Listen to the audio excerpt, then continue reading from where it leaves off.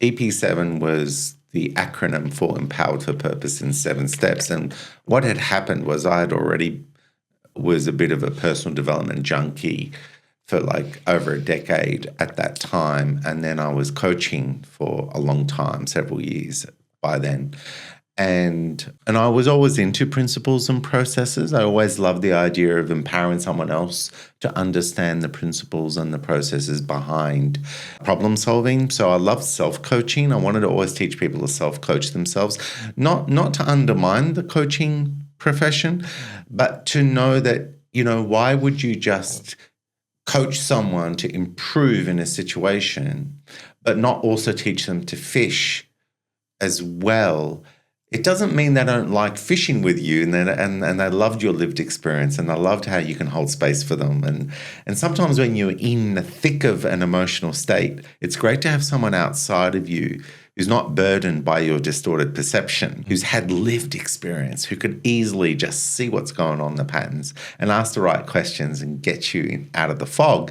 So it's a beautiful thing. But what about those times when you can self-reflect and have quality analyzing of what's going on? See, a lot of the reasons why we get analysis paralysis is because our analysis is flawed.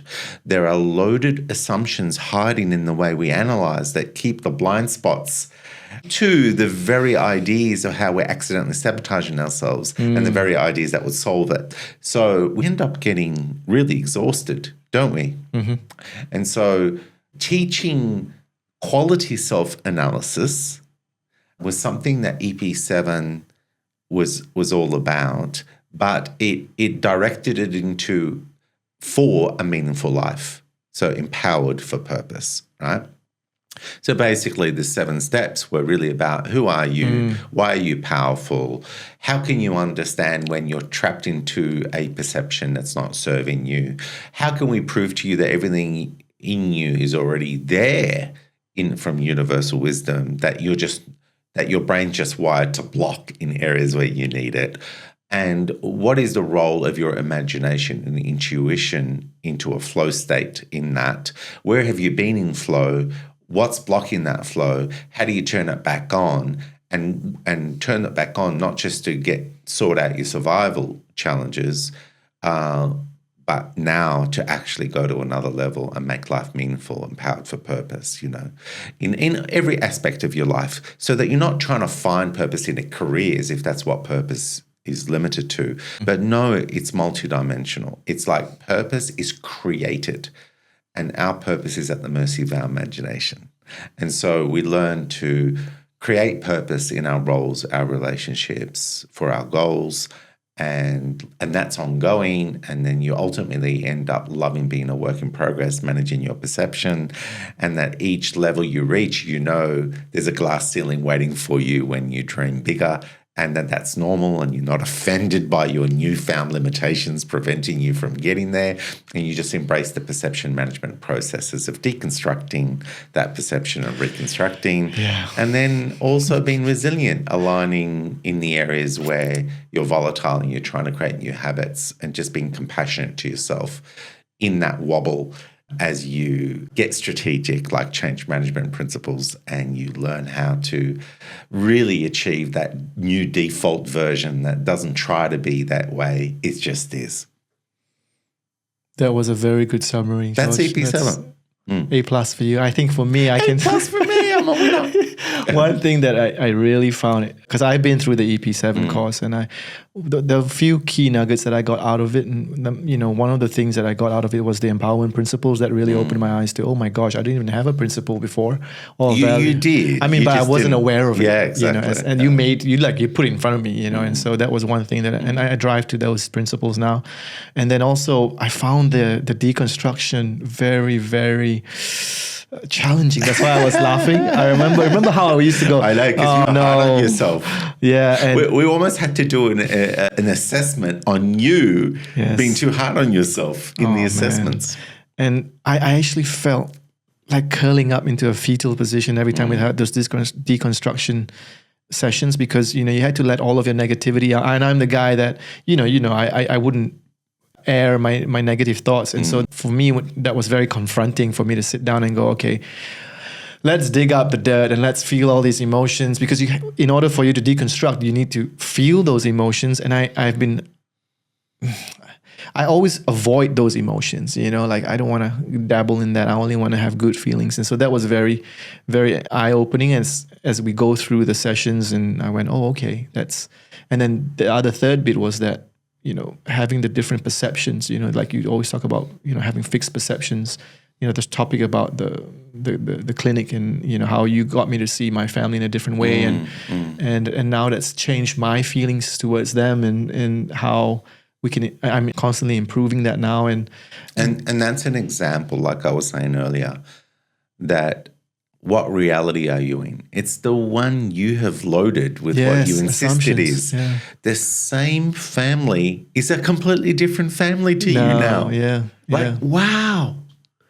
Yeah. And that's why I say to people when they do EP7, please don't change your job. Please don't change your environment. If you can, sometimes you have to. But if you can, don't change it, because I want you to see the power of your transformation upon the same environment to make you realize that the true environment is what you decide it is. Very powerful. Yeah, And I think that's why people make rash decisions thinking, if I quit this job, I'm going to go somewhere else. They're going to get the same thing, because the transformation hasn't happened internally. They're carrying all of that old self to the new place. Yeah, you pack your bags, your baggage, and you take it elsewhere. That's right. And unpack it on the new environment. And slowly you accidentally condition everyone into the same dynamics of what your subconscious insists is reality. And it's almost like you're pulling the same outcomes, the same reactions, the same perceptions off the people because of the way you're behaving in the, so like you said, you're packing the bags just to go to another place, only to know that it's the same thing. So having that internal transformation without having to move anywhere, and then seeing your transformation and go, hey, you know what? Everything's changing now. Like you said, everything's the same, but everything's changing. And I think the third thing that I learned a lot about this one is the fractals. So there's an episode in there, there's a chapter about fractals and how there's an example that you gave about a king. If you want to be a king and a queen, you need to have certain characteristics in order for you to be able to make sure the economy is running smoothly, make sure that people are being fed. And you need to have certain qualities. And so that got me thinking about, what are my daily habits that are contributing to who I am? And I can't expect a different outcome if I don't change my fractals, if I don't change my habits. That's how I connected that bit. And I started going for walks. I started changing my internal dialogue, at work, and just changing everything and going, this is who I want to be, but I can't expect the same shit if I was to follow the same old Aslan. Yeah. That was a big one as well, that shift. And then obviously the imagination bit, I remember this was crazy. My imagination has been dead since I was young. Like, I forgot how to imagine, right? And so I came in wanting. But hang on a minute. You were you created really cool, funny skits. Yeah, but so that was one of your. That was one of my moments. It was evidence that you had creativity, you had an imagination. Yeah. But I understand what you're saying. It got blocked everywhere else. Yeah. I could not imagine myself. The example that I gave George was, I have a dream car, and the last 20 years I've been dreaming the same visualization, the same garage, the same lighting for 20 years. I've not changed it at all. And I was, why? There's so many things that you can change: where you're at, what the air smells like, the temperature, what you're wearing. I could not go that far. And so you taught me how to use my imagination. And I remember sitting down and feeling a sense of euphoria when I was imagining myself eating steak in some high building in Italy, overlooking the vineyards, having this really nice steak, and feeling the joy of eating that steak and actually feeling it. And it was like, what? I can do this? I did not know I could do this. And so that changed a lot as well. That changed, so many things, man. So I definitely vouch for this program. I mean, obviously you have to be all in. And like I said, this is not a product placement commercial. No. We've got steak knives as a special promotion. For $10. So you can cut your steak that you're imagining. No, I'm just so blown away by it. And it really changed me. I think this was the best thing that I did for my 40th. And the fact that I'm continuing this journey and really, identifying more nuggets, it really empowers me, man. I feel so powerful. That's what I feel like now. It's just different, So, one of the challenges when you're trying to create any kind of journey or program is that you don't want it to be cerebral. You don't want it just to be intellectual, where you're learning ideas and you're trying to think better. Because that is such a one-dimensional way of trying to improve your life. Right. And so one of the limitations of doing any program is, can the program get you to add layers to your lifestyle daily that expand beyond the intellectual? Right? And so that's why brain training, form of meditation, that's why intuition development disciplines and creativity disciplines, so that we're not just analyzing and deconstructing perception, we are nurturing our flow state, we're de-stressing, we're trying to create a wholeness of being and a balancing of using more of our brain, right and left. Yeah. And so that we can start to actualize precious dimensions of ourselves beyond a philosophy, beyond wanting something to be true, to actually start to experience it, And it takes the person true commitment and courage to commit to doing the work, because obviously we've taken, 1,500 people probably by now through the program. And so I've witnessed, the difference between people who engage fully and people who just do the bare minimum. Yeah. Even the bare minimum, they think it's great, but doing courses and going away, loving what you learned and having some wins is barely a success for me, because I spent 150 grand over a decade because I was a personal development junkie, 14 trips to America in 4.5 years. Wow. Just a real, I loved learning, and travel was fun for that. And a lot of that money was to travel to these places, right? But the point is that I would go home and it would kind of slowly, the old world would reclaim me back, because I didn't calibrate enough of what I was learning into my identity, into my perception, and into habits. And so it's like when you are at work and you're doing a course, and you get all excited. You think, I'm going to go back to my desk and I'm going to be so organized after doing this priority management course. Yeah. Or, oh my gosh, I'm going to be such a great negotiator after this negotiation workshop with everyone. And then suddenly you notice that 90% of it kind of wasn't translating the way you felt it should based on that course. Yes. So I have to say that 80% of what I knew had to happen in EP7 was about application. Yes. Only 20% was to build the credibility for you to go all in on doing the work for application. But it had to be about application, because I'd already suffered 10 years of building a dam of knowledge and only letting a bit of the water trickle down the creek on the other side of that dam. And even that was precious, and it kept me going. What about opening up more and letting that flow, It does take a lot of commitment, doesn't it? It does. And remember the conversation I had with you about, I've always spent, I'm like you, I love self-improvement topics. And for 20 years, I've been listening to tapes every single day. Every single day I'm listening to podcasts and tapes. And there comes a point in time where you have to put the book down and you have to apply. And that was, like I was saying, I remember I told you the gauge, I was like 95% learning, 5% applying.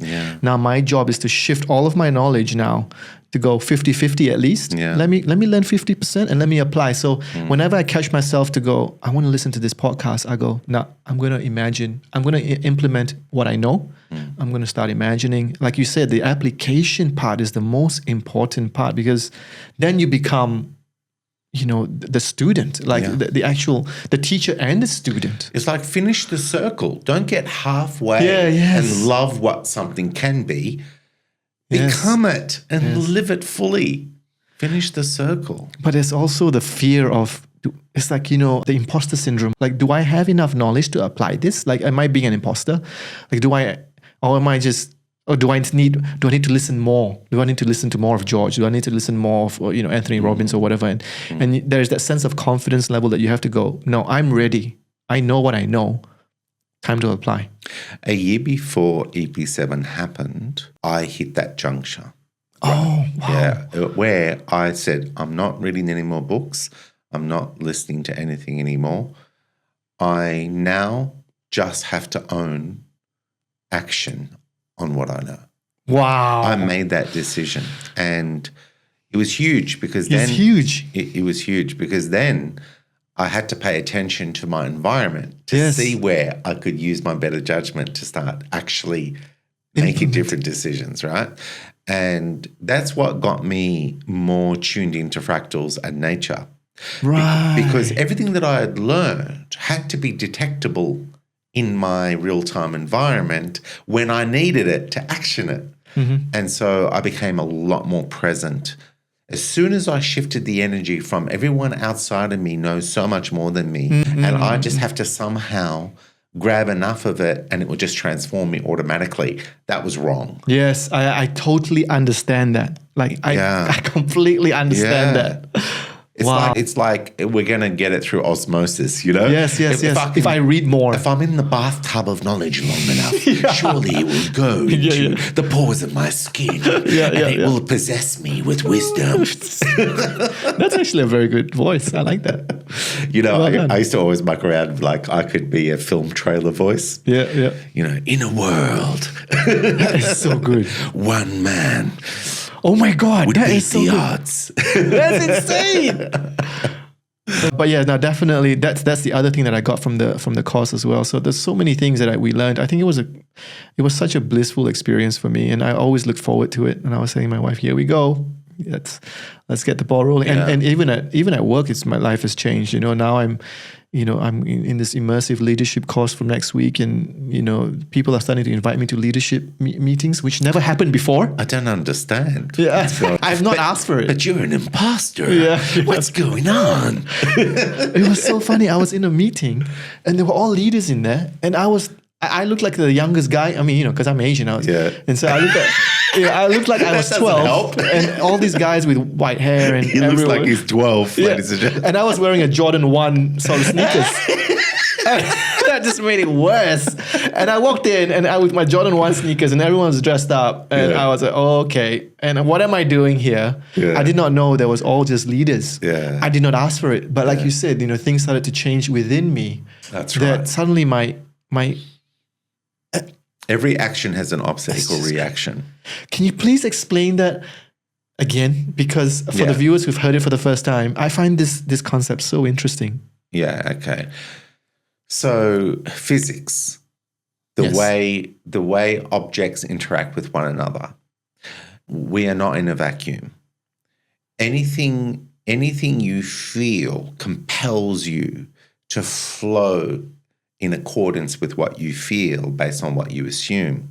And so that is an outward broadcast of the version of you. And people will experience it through impressions they get of you, through micro facial expressions they get of you. That's part of your broadcast, your tone, choice of words, what you say, don't say, what you do, don't do. That pretty much becomes your brand of consistent action outwards. So then what happens, that shapes the way people feel around you, what they think you are and how you're going to be. And then they decide how much they engage, how much they're attracted, how much they're not. Right. What they can get away with how they treat you, what they can't, how much they want to make a difference to you, how much they don't care. Like all of that becomes the reaction to your action of who you choose to be. Right. So every action has an opposite equal reaction, which means all you have to worry about is who you think you are and how you choose to be and what world you think you're in, because that will become your brand of output that then attracts the output of others back onto you. Now that's all